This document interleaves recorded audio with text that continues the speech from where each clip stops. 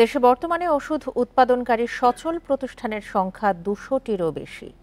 Gas সংকট ও নানা জটিলতায় উৎপাদন করা যাচ্ছে না ওষুধের পর্যাপ্ত কাঁচামাল। শিল্পপার্ক করা হলেও এতে সরকারের নজরদারির অভাব রয়েছে, এমন অভিযোগ ওষুধ শিল্প সমিতির।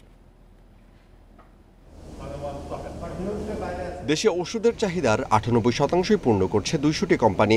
একই সঙ্গে ১৯৭টি দেশে রপ্তানি করে আসছে তারা। তবে নানা সংকটে খুঁড়িয়ে খুঁড়িয়ে চলছে আরও ১০০টির প্রতিষ্ঠান।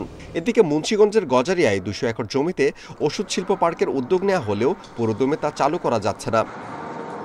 এদিকে দেশীয় প্রতিষ্ঠানগুলোর উৎপাদন সক্ষমতা বাড়ানো সহ আধুনিক প্রযুক্তির ব্যবহার বাড়াতে আয়োজন করা হয়েছে ১৬তম এশিয়া ফার্মা এক্সপো ২০২৫।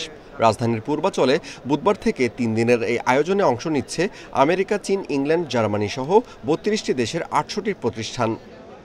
নতুন নতুন যত ইমপ্রুভমেন্ট হতেছে, নতুন নতুন যত কোম্পানি আসতেছে, হ্যাঁ, আর সামনে ইন ফিউচার আরও কোম্পানি আসতেছে হইতেছে, হ্যাঁ, তো দেখা যায় আমরা ইনশাল্লাহ সামনে ফিউচারে আরও অনেক ভালো করতে পারবো। নতুন টেকনোলজির সাথে আমরা অভ্যস্ত হতে এবং এই টেকনোলজিগুলোকে আত্মস্থ করতে এবং নিজেদের মধ্যে এগুলো অ্যাবজর্ব করতেই আমরা মূলত এখানে ফার্মা এক্সপোতে এসে থাকি। মেডিকেল ইকুইপমেন্ট যেগুলো ফার্মা এক্সপোতে আসার পরে অনেক ইকুইপমেন্ট আমরা জানতে পারতেছি যে এগুলো এখন অনেক স্টেবল।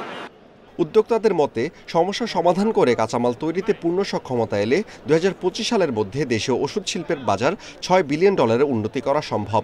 র মেটেরিয়াল তৈরি করতে হলে প্রথম জিনিস, যে কয়েকটা জিনিস প্রয়োজন, সেটা হলো কেমিস্ট্রিতে দক্ষ জনবল লাগবে, আর প্রাইমারি এনার্জির সহজলভ্যতা থাকতে হবে। এক দশকে ওষুধের স্থানীয় বাজার বেড়েছে প্রায় ৩ গুণ। গেল অর্থ বছরে এই খাতের আয় $১৭,৫৪,০০,০০০। Amirul Islam, independent news, Dhaka.